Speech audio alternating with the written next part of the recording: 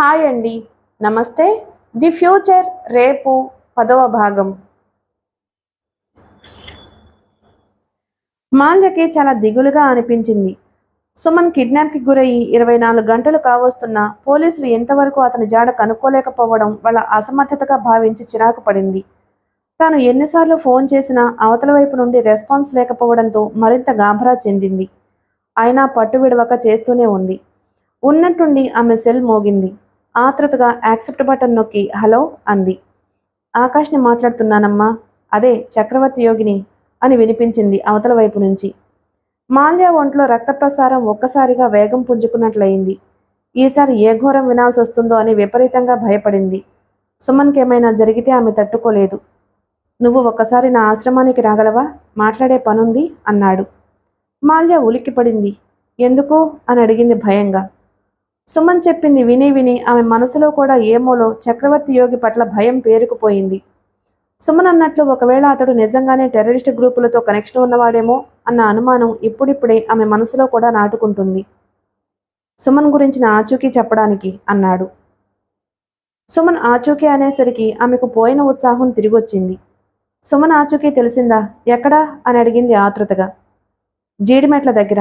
ఒకసారి నా ఆశ్రమానికి రమ్మా అన్నాడు. జీడిమెట్ల దగ్గర అంటే ఎగ్జాక్ట్గా ఎక్కడా అని అడిగింది.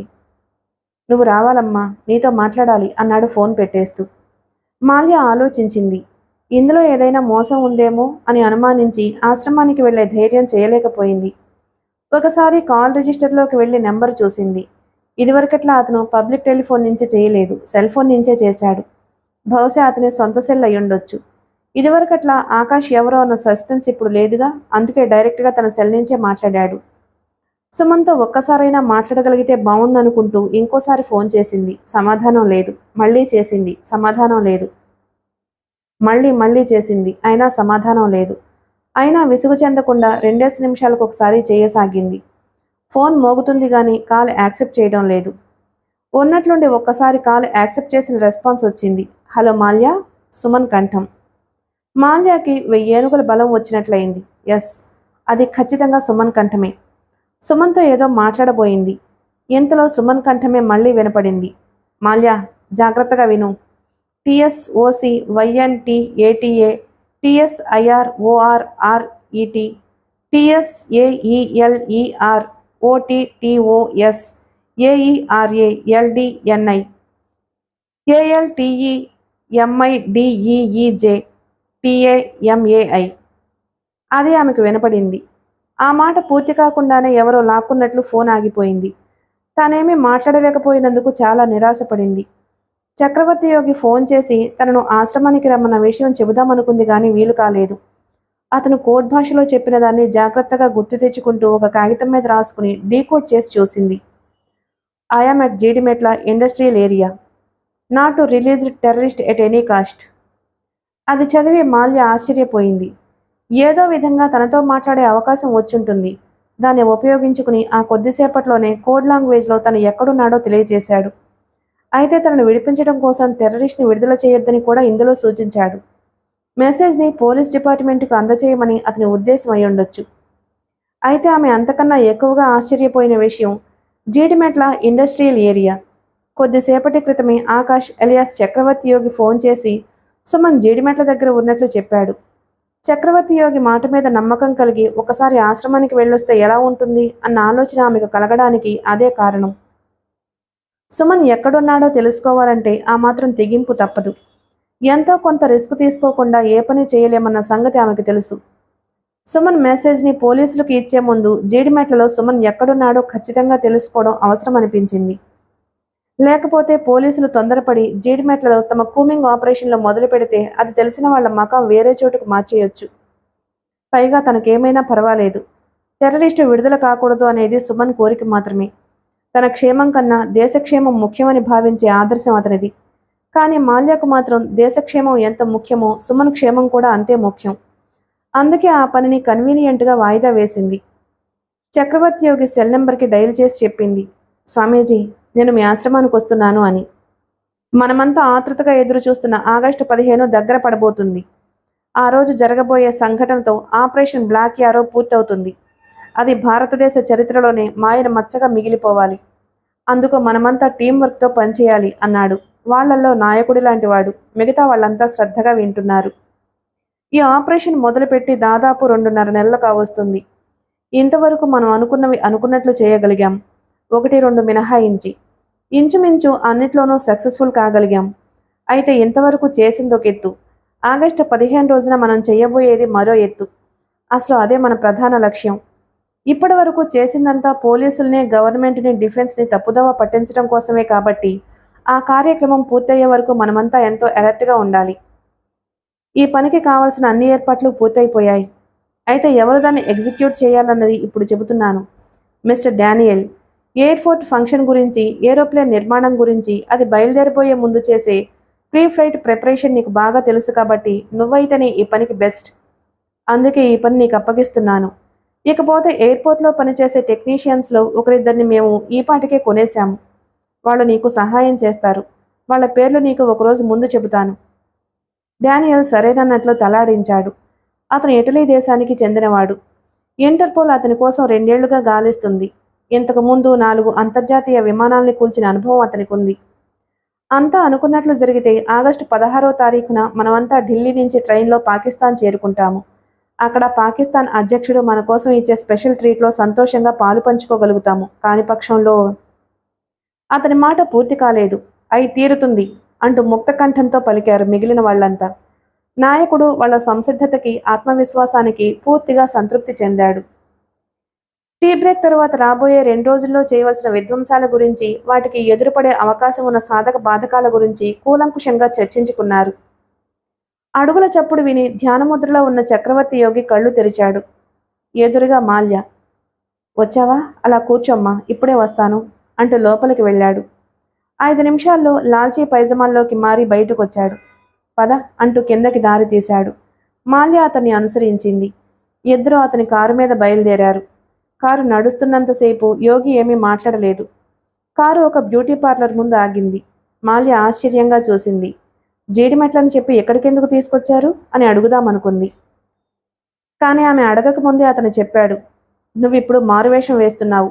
మనం చేయబోయే పనికి అది చాలా అవసరం. ఒక అమ్మాయి వచ్చి ఆమెను లోపలికి తీసుకువెళ్ళింది. యోగి ముందే ఫోన్ చేసి చెప్పినట్లున్నాడు. డైరెక్ట్గా పనిలోకి దిగిపోయింది. పావుగంటలో మాల్య ఒంటి మీద డ్రెస్తో సహా రూపమంతా మార్చేసింది. పొట్టి గౌను, స్లీవ్లెస్ బిగుతు జాకెట్టు, ఆ జాకెట్టు మీద మెరిసే అద్దం బిళ్ళలు, చేతులకి రాళ్లగాజులు, కాళ్లకు పట్టీలు, పోనీటైల్, ఇంచుమించు లంబాడి యువతలాగా మారిపోయింది. మాల్య అద్దంలో చూసుకుంది. అసలే తనది సెక్స్ అప్పీల్తో కనబడే పర్సనాలిటీ. కొత్త గెటప్లో అది ద్విగుణీకృతమై మరింత ఆకర్షణీయంగా కనిపిస్తుంది. షణ్ముఖరావు తనని చూసినప్పుడల్లా ఎందుకంత మెలికలు తిరిగిపోతాడో ఇప్పుడు అర్థమైంది ఆమెకు.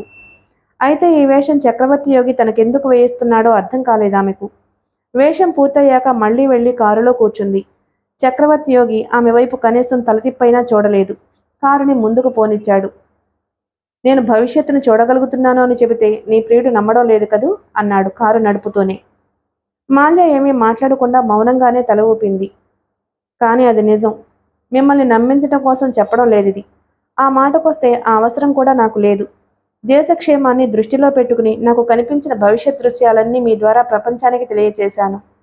ఒకరోజు నువ్వు రైలు పట్టాల మీద పరిగెడుతున్నప్పుడు ఆ దృశ్యాన్ని ఎలాగైతే నేను ముందుగా చూడగలిగానో అలాగే నిన్న కూడా మరో దృశ్యాన్ని స్పష్టంగా చూడగలిగాను. ఆ దృశ్యం ఏమిటో తెలుసా? ఒక పోలీస్ ఆఫీసర్ని దొండగులు ఎత్తుకుపోయి బంధించిన దృశ్యం అన్నాడు. మాల్య ఆశ్చర్యపోయింది. మరి ఎప్పట్లాగే ఎందుకు ఫోన్ చేసి చెప్పలేదు అంటావు, అంతేనా అని అడిగాడు. మాల్య అవునని తల ఊపింది. నీ సెల్ ఫోన్ ఎంగేజ్లో ఉంది. చాలాసార్లు ప్రయత్నించి విసుగొచ్చి తర్వాత పోలీస్ డిపార్ట్మెంట్కి చేసి చెప్పాను. అయితే ఎవరూ దాన్ని సీరియస్గా తీసుకున్నట్లు అనిపించలేదు. కాసేపు ఆగి మళ్ళీ నీ నెంబర్కే చేసి చెప్పొచ్చుగా అన్న సందేహం నీకు రావచ్చు. నాకు మాత్రం ఏం తెలుసు కిడ్నాప్ అయింది సుమనని? మర్నాడు పేపర్లో చూశాక కానీ తెలియలేదు. ఇప్పుడైనా నేను భవిష్యత్తులో చూసిన ఆ ప్రదేశాన్ని కనిపెట్టగలుగుతానో లేదో సందేహమే. ఎందుకైనా మంచిదని ఒక ప్రయత్నం చేద్దామని తీసుకొస్తున్నానంతే అన్నాడు. మాల్య ఏమీ మాట్లాడలేదు. ఒకవేళ మీరు ఆ ప్రదేశాన్ని కనిపెట్టగలిగారే అనుకుందాం, అప్పుడు నేనేం చెయ్యాలి అని అడిగింది. అదే చెప్పబోతున్నాను అంటూ చక్రవర్తి యోగి ఆమె ఏమేం చెయ్యాలో వివరంగా చెప్పాడు. మాల్య అలాగే అని తల ఊపింది. తాను ప్రమాదంలో కాలు పెడుతుందని ఆమెకు తెలుసు. కానీ తప్పదు. సుమన్ కోసం తను ఏమైనా చేయగలదు. పక్కన చక్రవర్తి యోగి ఉండడం వల్ల మానసికమైన ధైర్యం కలుగుతుంది ఆమెకు. అరగంట తరువాత కారు జీడిమెట్ల దగ్గర ఒక పాడుబడిన బిల్డింగ్కి కొద్ది దూరంలో ఆగింది. అక్కడ జనసంచారం పెద్దగా లేదు. పైగా అది దూరంగా విసిరివేయబడ్డట్టున్న ఇల్లు. ఆ ఇంట్లో ఎవరూ నివసించటం లేదని దూరం నుంచి చూస్తేనే అర్థమైపోతుంది. అదిగో, అదే నేను మనోనేత్రంతో చూసిన ఇల్లు. శుభాశీస్సులు. వెళ్ళిరమ్మా అన్నాడు. ఆమె దిగి అడుగు ముందుకు వేయబోయింది. చక్రవర్తి యోగి ఆమెను పిలిచి ఆపు చేశాడు. ఏమిటన్నట్లు చూసింది. ఎవరైనా ఆయుధం మర్చిపోయి యుద్ధానికి వెళ్తారా అమ్మా అన్నాడు చేతిని ముందుకు చాచుతూ. మాల్య నాలుక కరుచుకుంది.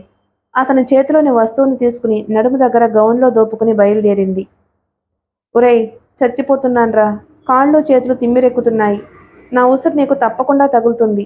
వెప్పరా కొద్దిగా అన్నాడు సుమన్ వంకాయగాడిని ఉద్దేశించి. అయ్యా, మిమ్మల్ని చూస్తుంటే నాకు బాధగా ఉందయ్యా. సుకుమారంగా పెరిగినట్లున్నారు, ఇప్పుడు ఇలా చిక్కుబడిపోయారు అన్నాడు నరసింహారావు. నరసింహారావు గారు, ఏ మనిషి అయినా సున్నితంగానే పెరగాలి. అప్పుడే జీవితంలోని మధురానుభూతుల్ని సంపూర్ణంగా అనుభవించగలుగుతాము. అదిగో, వాడిలాగా మొరటోళ్లాగా తయారవ్వకూడదు. వాడికి ఇప్పుడు ఏ ఫీలింగులు ఉండుండవు. నా ఉద్దేశంలో ఏ అమ్మాయి అయినా ఈ పళంగా లోపలికొచ్చినా వాడిలో చలనం ఉండదు. ఇలాంటి వాళ్లే కాలక్రమంలో కొజ్జాలుగా మారిపోతారు అన్నాడు కసిగా. ఆ మాటతో వంకాయగాడు చాలా అప్సెట్ అయినట్లు కనిపించాడు. లేచి సుమన్ దగ్గరకు వెళ్ళి లాగిపెట్టి చెల్లెరు కొట్టాడు. సుమన్ కోప్పడలేదు. అది అతను ఊహించింది. కావాలనే వాడిని రెచ్చగొట్టాడు. రెచ్చిపోయినప్పుడే మనిషికి పిచ్చి కోపం వస్తుంది. పిచ్చి కోపం వచ్చినప్పుడే తప్పులు చేస్తాడు. వంకాయగాడు తిరిగి యథాస్థానంలో కూర్చోబోతుండగా ఎవరో తలుపు బాధన చప్పుడయింది. వాడు ఒక్కసారిగా ఉలికిపడి జేబులోని పిస్తోల్ చేతిలోకి తీసుకుని అలర్ట్ అయిపోయాడు. తన ముఠా వాళ్ళైతే చిన్నగా తలుపు తడతారు, అంతేగాని ఇలా ధనాధన బాధరు. కాబట్టి ఏ పోలీసులు అయ్యుంటారు అనుకుంటూ తలుపు సందులోంచి బయటకు చూశాడు. అతని కళ్ళు జిగేల్మన్నాయి. ఎవరో అమ్మాయి మంచి పరువంలో ఉంది. కవ్వించే వేషధారణతో ఇంటి ముందు నిలబడి ఉంది.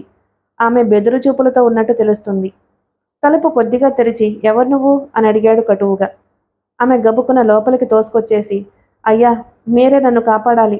10 నిమిషాలు ఇక్కడ దాక్కుంటాను, తర్వాత వెళ్ళిపోతానయ్యా. రౌడీ రాస్కెల్స్ నా వెంటపడి తరుగుతున్నారు అంది అదిరిపడే గుండెలతో బయటికి చూస్తూ. సరిగ్గా అదే సమయానికి ఒక కారు ఆ ఇంటి ముందే 4 సార్లు అటూ ఇటూ చక్కర్లు కొట్టి వెళ్ళిపోయింది. అందులో ఉన్న చక్రవర్తి యోగి వంకాయగాడికి కనిపించలేదు. కారు కొన్న 1-వే సీత్రూ గ్లాసెస్ వల్ల. డానియల్కి ఆమె మాటలు వినబడడం లేదు. అతని కళ్ళు ఆయాసంతో ఎగసిపడి ఆమె గుండెల మీదే నిలిచిపోయాయి. నెమ్మదిగా తలుపులు మూసేసి గడపెట్టేశాడు. ఇక్కడ నీకేమీ భయం లేదు, నేనున్నానుగా అంటూ ఆమె భుజం మీద చెయ్యి వేసి నొక్కాడు. ఆమె విసురుగా చెయ్యి వెనక్కి లాగేసుకుని, ఏం చేస్తున్నారయ్యా మీరు అని అడిగింది. అలా అడుగుతున్నప్పుడే అక్కడే బంధించబడి ఉన్న మరో 2 మనుషుల్ని అప్పుడే చూసినట్టు నటించి ఆశ్చర్యంతో కెవ్వున అరిచినంత పనిచేసింది. సుమన్ కళ్ళు ఆశ్చర్యంతో పెద్దవయ్యాయి. మాల్యని ఆ పరిస్థితిలో ఆ వేషంలో చూడడం అతను ఊహించనిది. అయినా తన ఆశ్చర్యాన్ని లోపలే దాచుకున్నాడు. నరసింహారావు మాత్రం తన ఆశ్చర్యాన్ని అణుచుకోలేకపోయాడు. అయ్యా, మాల్యమ్మ గారు అంటూ ఏదో అనబోయాడు. సుమన్ అది గ్రహించి వెంటనే కట్ చేశాడు. నరసింహారావు గారు, ఆమె ఎవరైతే మనకెందుకు? మనమే ఆపదలో ఉన్నాం. మరొకరిని ఏం రక్షించగలం చెప్పండి? ఎంత పోలీసులైతే మాత్రం అన్నాడు కన్ను గీటుతూ. నరసింహారావు ఏదో అర్థమైనట్లుగా ఊరుకుండిపోయాడు. ఏమిటి వాళ్ళని అలా కట్టేశావు? బాబోయ్, ఒక వెళ్ళని తప్పించుకుని మరో విలన్ దగ్గరకు వచ్చినట్లున్నాను. తలుపు తీయి, నేను వెళ్ళిపోతాను అంటూ మాల్య తలుపు వైపు పరిగెత్తబోయింది. వాడు ఆమెను పట్టుకుని ఆపు చేశాడు. రావడం వరకే నీ ఇష్టం, ఆ పైనంతా నా ఇష్టమే అన్నాడు. వాడు ఆమె పెదాలను అందుకోవడానికి ప్రయత్నిస్తున్నా ఆమె తన అరచేతిని వెనక్కి తిప్పి నోటికి అడ్డంగా పెట్టుకుంది. ఒరేయ్, ఇందాకటి నుంచి ఎంటర్టైన్మెంట్ లేదని తెగ నీలుగుతున్నారు కదా, ఇప్పుడు చూడండి మీకు బోలెడంత కాలక్షేపం అంటూ ఆమెను దగ్గరకు లాక్కున్నాడు. మాల్య మళ్ళీ తన అరచేతిని వెనక్కి తిప్పి నోటికి అడ్డం పెట్టుకుంది.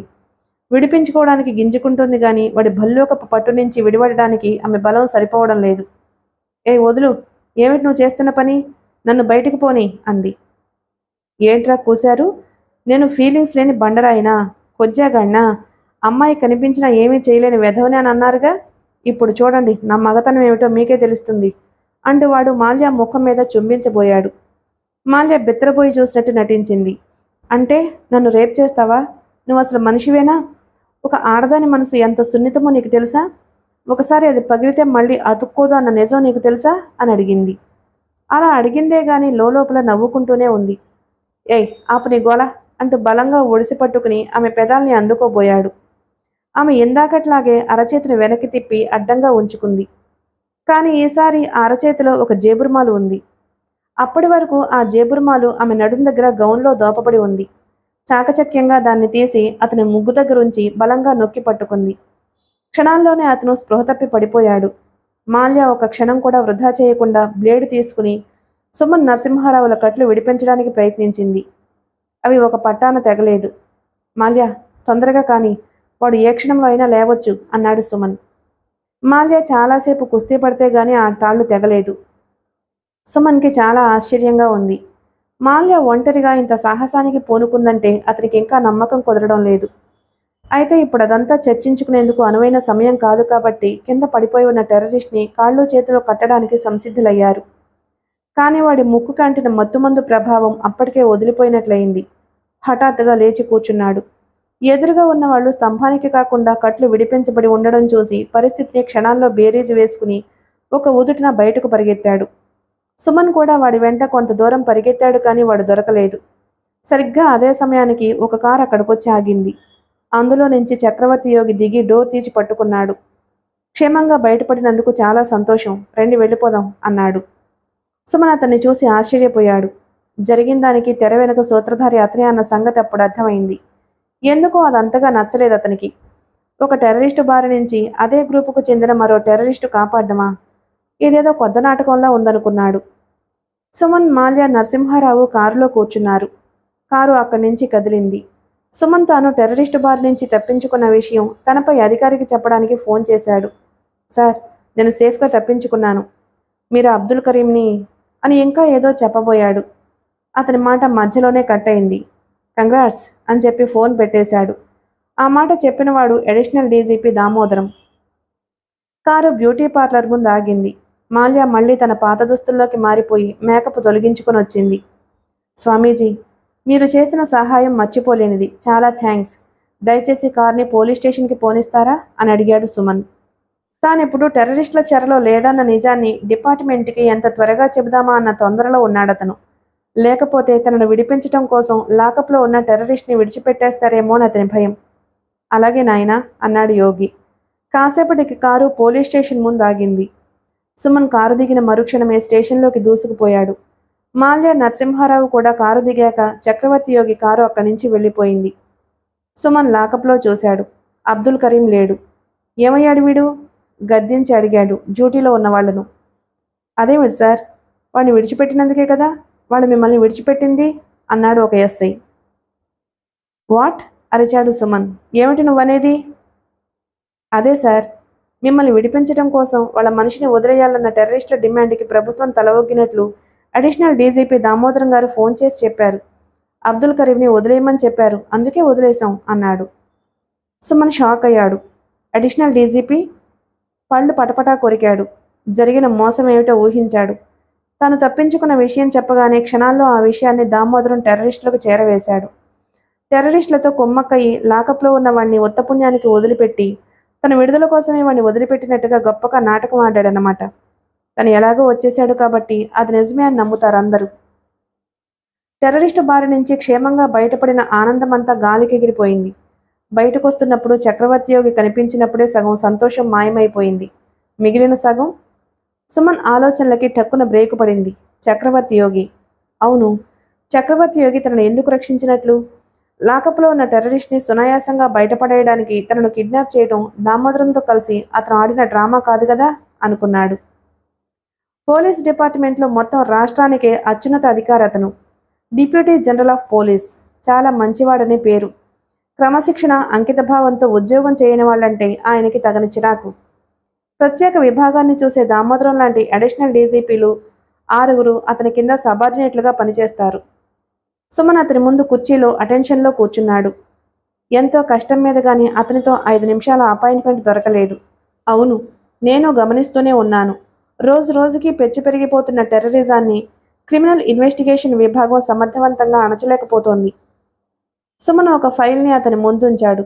రాత్రింబవళ్ళు కూర్చుని నరసింహారావు సంపాదించిన విషయాల్ని, తను స్వయంగా సేకరించిన విషయాల్ని పొందుపరుస్తూ తయారు చేసిన ఫైల్ అది. ప్రిడిక్షన్స్ చెప్పడం కోసం మాల్యాకి ఆకాశ్ నుంచి వచ్చిన ఫోన్ల సమయం, ప్రదేశాలు, సరిగ్గా అదే సమయాల్లో చక్రవర్తి యోగి ఎక్కడెక్కడ ఏమేం చేశాడు అనే వివరాల్ని చాలా జాగ్రత్తగా పొందుపరుస్తూ తయారు చేశాడు. ప్రిడిక్షన్ ఫోన్లు, చక్రవర్తి యోగి కార్యక్రమాలు అన్నిసార్లు కోయిన్సైడ్ కావడం అనేది జరగదు. కాబట్టి అతనే ఆకాష్ అని ఊహించాను. నా ఊహ నిజమే అయింది. ఆ విషయాన్ని అతనే ఒప్పుకున్నాడు కూడా. అలాగే ముందుగా జరిగే విషయాన్ని ప్రిడిక్షన్ పేరుతో చెప్పగలగడం అనేది అసంభవమని నా ఉద్దేశం. అతనికి టెర్రరిస్ట్ గ్రూపులకి మధ్య ఏదో కమ్యూనికేషన్ ఉందని నా అనుమానం. అందుకే సస్పిషన్ క్లాజ్తో అతన్ని అరెస్ట్ చేసి ఇంటరాగేట్ చేయాలనుకుంటున్నాను. అయితే అతను ప్రజల్లో పేరున్న పబ్లిక్ ఫిగర్ కాబట్టి మీ అనుమతి కోరుతున్నాను అన్నాడు. ఈ అనుమతి అడిషనల్ డీజీపీ డిస్క్రిప్షన్ పవర్లోది. నా దగ్గరికి ఎందుకు వచ్చావు? సుమన్ ఈ ప్రశ్న ముందే ఊహించాడు. అడిషనల్ డీజీపీ చక్రవర్తి యోగితో సన్నిహిత సంబంధాలు కలిగి ఉన్నారు కాబట్టి నిర్ణయం ఇంపార్షియల్గా తీసుకోలేరని మీ దగ్గరకు వచ్చాను అన్నాడు. అతనికి టెర్రరిస్టు ముఠాలతో సంబంధం ఉన్న విషయాన్ని చెప్పలేదు. ఒక చిన్న ఉద్యోగి తనకన్నా చాలా పెద్ద ఆఫీసర్ మీద చేసిన అలాంటి ఆరోపణకు సాధారణంగా విలువ ఉండదు, ఎంతో బలమైన సాక్ష్యాధారాలుంటే తప్ప. డీజీపీ చాలాసేపు ఆ ఫైల్ వంక చూస్తూ దీర్ఘాలోచన చేశాడు. తరువాత పెన్నుతో చిన్న ఇనఫిషియల్ వేసి ఫైల్ మూసేస్తూ చెప్పాడు, ప్రొసీడ్. సుమన్ బయటకు వచ్చేశాడు. విజయగర్వంతో అతని ముఖం వెలిగిపోతుంది. చక్రవర్తి యోగిని ఇంటరాగేట్ చేయటం వల్ల చాలా రహస్యాలు తెలుస్తాయనే నమ్మకం అతనికి ఉంది. సరిగ్గా అదే సమయంలో మాల్యా సుమన్కి ఫోన్ చేసి చెప్పింది. వాళ్ళ తర్వాతి target great Bank of Hyderabad, Musheerabad. రేపు మధ్యాహ్నం పేల్చేస్తారట. ఆకాష్, చక్రవర్తి యోగి చెప్పాడు. సుమన్ విస్తుపోయాడు. ఎంత ధైర్యంగా చెప్పి మరీ చేస్తున్నారు. స్పాటు టైము చెప్పి చేస్తున్నారు. అయినా ఏమీ చేయలేకపోతున్నాం అనుకున్నాడు మనసులో. వాళ్ళు తమ సమర్థతను అవహేళన చేసినట్లు ఫీల్ అయ్యాడు. ఆ రోజు సాయంత్రం ముషీరాబాద్ వెళ్లి బ్యాంకు మూసేసిన తర్వాత లోపలంతా తానే స్వయంగా దగ్గరుండి తనిఖీ చేయించాడు. ఎక్కడ అనుమానాస్పదమైనవి కనిపించలేదు. ఆ రాత్రి నుంచే తన కింద అధికారులకు చెప్పి చుట్టూ గట్టి కాపలా ఏర్పాటు చేయించాడు. అందరూ ఒక క్షణమైనా ఏమరపాటు లేకుండా వ్యవహరించాలని, అనుమానాస్పదంగా ఎవరు కనబడినా తనకు ఫోన్ చేయమని చెప్పాడు. ఈసారి ఏది ఏమైనా టెర్రరిస్టులని వదిలిపెట్టకూడదు అని చెప్పాడు అందరితో. అందరూ అప్రమత్తంగానే ఉన్నారు.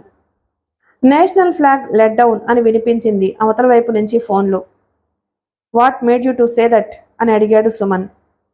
Sir, I'm Indian. ఇప్పుడు చెప్పండి, ఏమిటి విషయం అన్నాడు. పాస్వర్డ్ కరెక్ట్ కావడంతో సీక్రెట్ కోడ్ వర్డ్ టెర్రరిస్టులకి తెలిసిపోవడం వల్ల దాన్ని కొంచెం మార్చి చాలా కొద్ది మందికి మాత్రమే చెప్పాడు సుమన్. ఆ కొద్ది మంది చాలా నమ్మకస్తులు, కమిట్మెంట్ ఉన్నవాళ్ళు, చాలామంది ట్రాక్ రికార్డు ఉన్నవాళ్ళు. ఈ కొద్ది మందిలో ఎవరు ఆ కోడ్ వర్డ్ని ఉపయోగించినా పై ప్రశ్న అడగగానే ఐఎమ్ ఇండియన్ అన్న సమాధానం చెప్పాలి. దిల్సుఖ్ నగర్లోని ఒక అపార్ట్మెంట్లో కొందరు యువకులు ఆయుధాల్ని కలిగి ఉన్నట్లు సమాచారం అందింది. వాళ్ళ నడవడికలు అనుమానాస్పదంగా ఉన్నాయని అక్కడ నాకు బాగా తెలుసున్న వాళ్ళు చెప్పారు. గ్రేట్ బ్యాంకును పేల్చేసే కుట్ర గురించి ఏదో మాట్లాడుకుంటున్నట్లుగా విన్నారట. అపార్ట్మెంట్ పేరేమిటి అడిగాడు సుమన్. మధుభవన్ అని చెప్పాడు అవతల వ్యక్తి. మరికొద్దిసేపటికి నరసింహారావు నుంచి వచ్చింది ఫోను. అయ్యా, నమస్కారం అయ్యా, నేను నరసింహారావుని. గ్రేట్ బ్యాంక్ పేల్చేస్తామని మాల్యమ్మ గారికి వచ్చిన ఫోన్ ఎక్కడి నుంచి వచ్చిందో తెలిసిందయ్యా. దిల్సుఖ్ నగర్లోని మధుభవన్ అపార్ట్మెంట్ నుంచి వచ్చింది అంటూ అపార్ట్మెంట్ అడ్రస్ చెప్పాడు. సుమన్ ఆశ్చర్యపోయాడు. ఇందాకట పోలీస్ చెప్పిన అపార్ట్మెంటు, ఇప్పుడు నరసింహారావు చెబుతున్న అపార్ట్మెంటు ఒక్కటే. క్షణం ఆలస్యం చేయకుండా స్ప్రింగులా పైకి లేచాడు. దిల్సుఖ్ నగర్లోని అపార్ట్మెంట్లో 2వ ఫ్లోర్లో రోడ్డు వైపున్న ఆ గదిలో 4 వ్యక్తులున్నారు. అందరూ చాలా గంభీరంగా, నిశ్శబ్దంగా పనిచేసుకుపోతున్నారు. మరి కాసేపట్లో తలపెట్టనున్న స్టేట్ బ్యాంక్ పేల్చివేత కార్యక్రమం గురించి వాళ్ళు తీవ్రంగా ఆలోచిస్తున్నారు. ఎంతో జాగ్రత్తగా ప్రతిదీ ప్లాన్ చేసుకుంటున్నారు. ఈ పోలీసోళ్ళని చూస్తే తెగ నవ్వొచ్చేస్తుందిరా, హిందీలో అన్నాడు వాళ్లల్లో ఒకడు. ఏ, ఎందుకని అడిగాడు మరొకడు. ఏముంది, బాంబు బ్లాస్టింగ్ ఒకచోట జరుగుతుంటే కాపలా మరోచోట పెడతారు, అందుకు. అదేంటి? అదంతే, మరి కాసేపట్లో చూస్తావుగా. అలా అనకరా బాబు, ఆ సుమన్ గాడు చాలా కచ్చి మీదున్నాడు. మనల్ని ఎలాగైనా పట్టుకుని కటకటాల వెనక్కి తోయించాలని చూస్తున్నాడు. అంతటి సమర్థుడే, తక్కువ అంచనా వేయొద్దు అన్నాడు. అతనొక్కడు సమర్థుడైతే సరిపోతుందా? మిగతా వాళ్ళు? కిటికీ దగ్గరున్నవాడు కెవ్వున అరిచాడు. రై, ఆ సుమన్ గాడు పోలీసులతో సహా ఇటే వస్తున్నాడు. మనం ఇక్కడ ఉన్నట్టు తెలిసిపోయినట్టుంది అన్నాడు చిన్నగా. మిగతా ముగ్గురు కూడా లేచి కంగారుగా కిటికీలోంచి బయటకు చూశారు. సాయుధులైన పోలీసుల్ని వెంటబెట్టుకుని పరుగులాంటి నడకతో సుమన్ గేటు తెరుచుకుని లోపలికొస్తున్నాడు. నలుగురు ఒకరి మొహాలు ఒకరు చూసుకున్నారు. తామిక్కడున్నట్లు అతనికెలా తెలిసిందో ఊహించలేకపోయారు. వాళ్ళు ఇక పట్టుబడడం ఖాయం అన్న అభిప్రాయానికి వచ్చేశారంతా. ఏటాకికి సిద్ధమైపోయారు. గదిలో ఒక మూల ఉన్న ఇనపెట్టెలోంచి తళతళలాడే AK-47లు తీసి మూసి ఉన్న తలుపుకు ఎదురుగా నిలబడి ఏ క్షణాన్నైనా బుల్లెట్లు కురిపించడానికి రెడీగా అటెన్షన్లో నిలబడి ఉన్నారు. కాసేపటికి బోట్ల శబ్దం వాళ్లకు వినబడింది. ఇంకా 2 క్షణాలే. తర్వాత హోరాహోరీ యుద్ధం మొదలవుతుంది. హాహాకారాలతో ఆ ప్రాంతమంతా దద్దరిల్లిపోతుంది. ఆ అపార్ట్మెంట్ బాల్కనీ అంతా రక్తంతో అభిషిక్తమవుతుంది. వాళ్లలా ఎంతసేపు నిలబడినా పోలీసులు వస్తున్న జాడేమీ కనబడలేదు. వాళ్లల్లో ఒకడు అనుమానం వచ్చి కిటికీలోంచి బయటకు చూసి నివ్వెరపోయాడు. అరే, అలా చూడండి అన్నాడు. మిగిలిన ముగ్గురు కిటికీలోంచి బయటకు చూశారు. సుమన్, అతనితో పాటు ఉన్న పోలీసులు ఎవరో తెల్ల దుస్తులు ధరించి మెళ్ళో రుద్రాక్షలు వేసుకున్న వ్యక్తి చేతికి బేడీలు వేసి తీసుకుపోతున్నారు. అంతులేని ఆశ్చర్యానికి గురయ్యారు వాళ్ళు. పోలీసులు అంత హడావిడిగా వచ్చింది తమ గురించి కాదు అని తెలియగానే ఎంతో రిలీఫ్గా ఫీల్ అయ్యారు. కానీ వాళ్ళు బేడీలు వేసి తీసుకుపోతున్న వ్యక్తి ఎవరో, ఎందుకు తీసుకుపోతున్నారో మాత్రం వాళ్ళకు అర్థం కాలేదు. నేను చెప్పలా? వాళ్ళల్లో ఒకడు అన్నాడు వ్యంగ్యంగా. సరే, ఇంకెందుకు ఆలస్యం, పదండి ముషీరాబాద్కి అంటూ లేచాడు. మిగిలిన ముగ్గురు అతన్ని అనుసరించి బయలుదేరారు. ఒక బ్యాంకును పేల్చేయడానికి కావాల్సిన శక్తివంతమైన గ్రెనేడ్లు వాళ్ళ భుజాలకున్న బ్యాగుల్లో ఉన్నాయన్న సంగతి ఎవ్వరికీ తెలియదు. నన్ను అరెస్ట్ చేయడం, లాకప్లో పెట్టడం చట్టవిరుద్ధం నాయనా. నేనే తప్పు చేయలేదు. మళ్ళీ ఇంకోసారి అన్నాడు చక్రవర్తి యోగి. చేతులు వెనక్కి విరిచి సంఖ్యలు తగిలించారు అతనికి. షడప్. చట్టం గురించి, న్యాయం గురించి నువ్వు నాకు చెప్పనక్కర్లేదు మిస్టర్ దుర్గాదాసు. నీ గత చరిత్ర అంతా నాకు తెలుసు. ప్రస్తుతం నువ్వు ఆడుతున్న డ్రామా గురించి కూడా తెలుసు. యోగా ముసుగులో టెర్రరిజానికి దోహదపడే నీలాంటి దేశద్రోహుల్ని ఊరికే వదిలిపెట్టను. నిజం చెప్పు, ఈ ఆర్గనైజ్డ్ క్రైమ్ వెనుకున్న మాస్టర్ మైండ్ నువ్వే కదూ? ఏమిటి మీ ప్లాను? ఏం ఆశించి ఇదంతా చేస్తున్నారు? కమాన్, టెల్ మీ.